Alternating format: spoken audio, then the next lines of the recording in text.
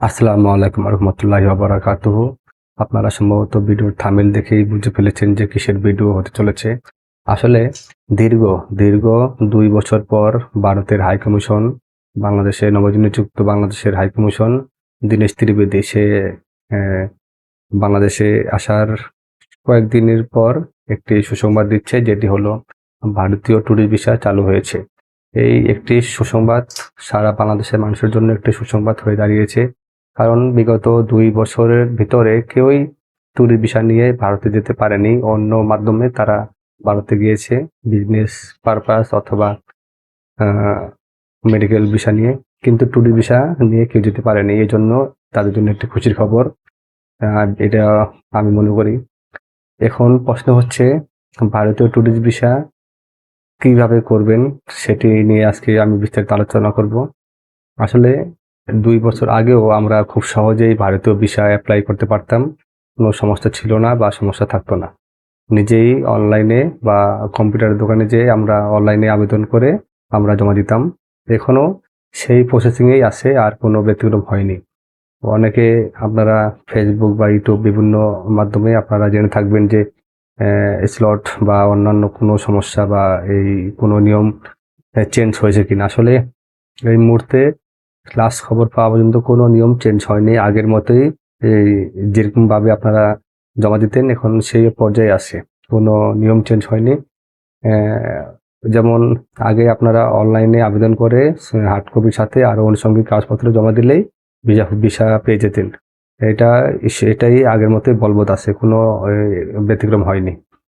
তবুও আমি বলে দিচ্ছি যে এখন যারা অ্যাপ্লাই করবেন তাদেরকে কি করতে হবে আর কি অ্যাভয়েড করতে হবে বলে দিচ্ছি। অ্যাভয়েড যেটি করতে হবে, যে কোনো দালালের মাধ্যমে আপনারা পড়বেন না, দালালের খপ্পরে পড়বেন না, দালালের কাছে কোনো লেনদেন করবেন না। আসলে এটা দালালের কোনো কিছুই না। এটি ভারতীয় ভিসা, ট্যুরিস্ট ভিসা। এটা আপনি নিজেই করতে পারবেন সহজভাবে। আমি বলে দিচ্ছি কিভাবে করবেন। প্রথমত ট্যুরিস্ট ভিসা করতে হলে আপনাকে অনলাইনে আবেদন করতে হবে। অনলাইনে অর্থাৎ আবেদন করার সময় 2x2 ছবি সংবলিত অ্যাপ্লাই করতে হবে। সেটি প্রিন্ট আউট হওয়ার পর আপনারা তার সাথে আরও কিছু কাগজপত্র দেওয়া লাগবে, যেমন ব্যাংক স্টেটমেন্ট। ব্যাংক স্টেটমেন্ট সর্বনিম্ন 25,000 টাকা দেখার চেষ্টা করবেন। সর্বোচ্চ আপনি যদি বেশি দেখান, লাখের উপরে গেলেও সমস্যা নেই, ভালো। তবে 20 মানে 25-এর নিচে যাতে না হয়। 25-এর উপরে গেলে ভালো, যে আপনার মূলত ভালো একটি অ্যামাউন্ট আছে যে ইন্ডিয়াতে আপনি ঘুরতে পারবেন বা আবার আসতে পারবেন, এমন একটা মানে এই যাতে তারা বুঝে। তারপর হলো ওই যেটা বললাম, ব্যাংক স্টেটমেন্ট 6 মাসের নিম্নে 25,000 টাকা থাকতে হবে। আর ডলার ইনভেস্ট করতে হবে $200 এন্ডোজ, অর্থাৎ একটি দেশ থেকে আরেকটি দেশ গেলে আপনাকে পাসপোর্টে ডলার ইনভেস্ট থাকা জরুরি, যার যেটি দরকার হয়। আর ডলার ইনভেস্ট কপি আর ভোটার আইডি কার্ডের ফটোকপি, পাসপোর্টের প্রথম পৃষ্ঠার যেখানে আপনার ছবি থাকবে, ছবি সংবলিত ওটার একটি ফটোকপি। তারপরে দিয়ে আপনি যদি চাকরিজীবী হন তাহলে এনওসি, আর আপনি যদি ব্যবসায়িক হন তাহলে লাগবে ট্রেড লাইসেন্স সার্টিফিকেট আর এইসব লাগবে। আর আপনার যদি ধরেন আপনার ফ্যামিলিতে যাবেন, ফ্যামিলি সহ যাবেন, আপনার ছেলে মেয়ে থাকতে পারে, তাদেরকেও যদি নিতে চান ট্যুরিস্ট ভিসা করে, তাহলে তাদের লাগবে স্টুডেন্ট আইডি কার্ড, তারপরে এইসব লাগবে আর কি, স্টুডেন্ট আইডি কার্ড। আর চাকরিজীবী হলে লাগবে এনওসি, বাস এইসব এনওসি লাগবে। আর এই মূলত এইসবই লাগে, বেশি কিছু লাগে না। ও আচ্ছা, আরেকটা কথা বলা হয়নি, কারেন্টের বিল বা গ্যাস বিল অর্থাৎ ইউটিলিটির বিল আপনি বর্তমান যে অ্যাড্রেসটি দিবেন সেই অ্যাড্রেস অনুযায়ী হতে হবে। অ্যাড্রেস ধরেন আপনি আছেন ঢাকাতে, কিন্তু আপনার কারেন্টের বিল হচ্ছে ময়মনসিংহের, তা হবে না। আপনি যে এলাকায় থাকেন ওই এলাকারই, মানে ওই বাসার বা ওই আশেপাশে হলেও চলবে, একটি কারেন্টের বিল বা গ্যাস বিল, পানির বিলের ফটোকপি লাগবে বর্তমান ঠিকানা অনুযায়ী। এসব করে অর্থাৎ যেভাবে সাজাবেন, প্রথমে অনলাইন আবেদন ফর্ম, তারপরে ভোটার আইডি কার্ড, তারপরে পাসপোর্টের প্রথম পৃষ্ঠার ছবি, তারপরে হচ্ছে আপনার ব্যাংক স্টেটমেন্ট, ব্যাংক সলভেন্সি লাগে না, অনেকে দিতে পারেন, সমস্যা নেই, না দিলেও চলবে। আপনি যদি চাকরি করেন তাহলে চাকরি এনওসি, আর কারেন্টের বিলের ফটোকপি বা ইউটিলিটির ফটোকপি এইসব লাগবে। আর ডলার ইন্ডোজ করবেন অবশ্যই, কারণ বর্ডারে ডলার ইন্ডোজ তারা চেক করে বা দেখতে চায়। যদি ডলার ইন্ডোজ না করেন আপনাকে সাথে অনেক ঝামেলা হতে পারে, অনেক হেনস্থা হতে পারেন। সুতরাং এই বিষয়টি আপনারা খেয়াল করবেন। এই হচ্ছে প্রসেসিং।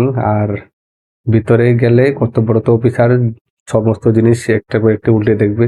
আপনারা কোনো ভয় পাবেন না, কারণ তারা আপনাকে কোনো সাহায্য করার জন্য থাকবে, এরকম আর কি। মানে আপনি স্বাভাবিকভাবে থাকবেন, কারণ যেহেতু আপনি অনেকে কোনো সময় যান নাই বা অনেকে অনেকবার গেছে, তারা হয়তো জানে। আপনার ওখানে গেলে যদি কোনো কাগজপত্র লাগে আপনাকে বলবে যে এইসব কাগজপত্র আবার লাগবে। ধরেন আপনার পাসপোর্ট হচ্ছে ৩টা, মানে আগের ভ্যালুলেস, বর্তমানে একটা, ৩টা বা 2টা, অনেকের পাসপোর্ট 2টা থাকে, একটা ভ্যালুলেস পাসপোর্ট আর হচ্ছে আপনার কারেন্ট পাসপোর্ট। যদি আপনি কারেন্ট পাসপোর্ট দেন তাহলে কিন্তু হবে না, অর্থাৎ ওই প্রিভিয়াস যে পাসপোর্টটা সেই পাসপোর্টটি অবশ্যই লাগবে। যদি পাসপোর্টটি না দেন বা হারিয়ে যায় তাহলে থানার জিডি কপি বা মামলা মানে জিডি কপি সাথে রাখতে হবে, এরকম আর কি। সুতরাং এই কোনো দালালের খপ্পরে পড়বেন না, এসব খুব ভালোভাবেই করা সম্ভব। আর এখন তো যেহেতু 2টি বছর পর ট্যুরিস্ট ভিসা খুলেছে, সেই হিসাবে বলা যায় যে এখন প্রচণ্ড ভিড় হবে। যেই 5টি বিভাগীয় অফিসে এখন ট্যুরিস্ট ভিসা ছাড়ার পরিকল্পনা তাদের আছে রোববার থেকে, অর্থাৎ 28 তারিখ থেকে, 28শে জুনের থেকে শুরু হচ্ছে যেটা। আর পালাক্রমে আস্তে আস্তে আরো অন্যান্য জায়গায় তারা বাড়িয়ে দেবে। আর বর্তমানে ঢাকার আশপাশ জেলার তারা যমুনা ফিচার পার্কের আন্ডারে জমা দিতে হবে পাসপোর্ট সহ বিভিন্ন কাগজপত্র। এই হচ্ছে মানে ভিসা পরিস্থিতি।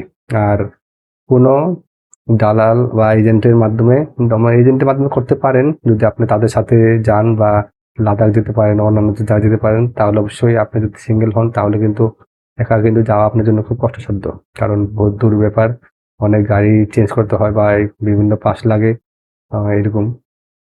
আর যদি আপনি নিজে করেন, যে কলকাতা যাবেন, তাহলে আপনি নিজে করতে পারেন, অর্থাৎ দিল্লি গেলে আপনি যদি পূর্ব অভিজ্ঞতা থাকে তাহলে আপনার জন্য ভালো।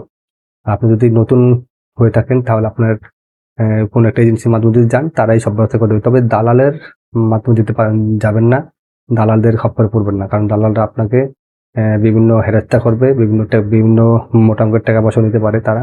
আপনি তাদের কাছে যাবেন না।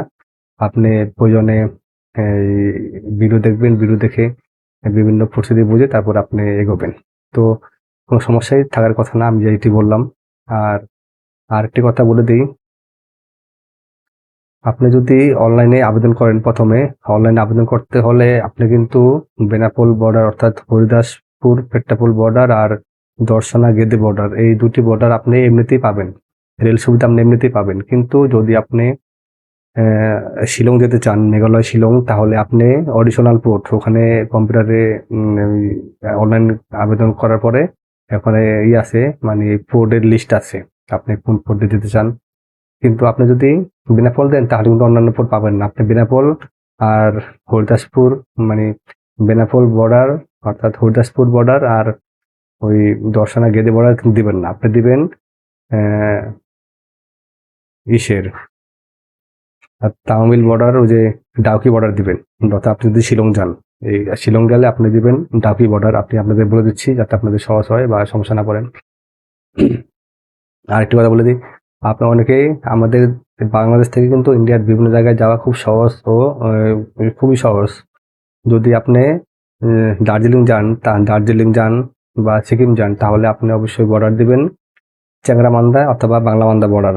বাংলামান্দার বর্ডার থেকে শিলিগুড়ি মাত্র 8 কিলো, আর চ্যাংরামান্দা বর্ডার থেকে মাত্র 70 কিলো, এরকম ডিস্টেন্স। তবে আপনি চ্যাংরামান্দা বর্ডার দিবেন, কারণ চ্যাংরামান্দা বর্ডারটা ভালো, খারাপ না। আমি নিজেও এর আগে একবার গেছি দার্জিলিংয়ে, আমি গিয়েছি, দেখলাম খুবই ভালো তাদের কার্যক্রম।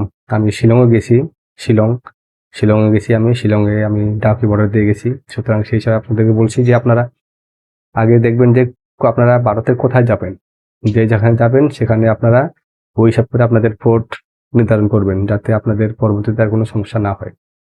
এটুকুই বললাম। আর এরকম কন্টিনিউ ভিডিও দেখবেন আর আমার ভিডিও সাবস্ক্রাইব করবেন। আমি আরো অনেক খবর নিয়ে আপনাদের সামনে হাজির হবো। আসসালামু আলাইকুম।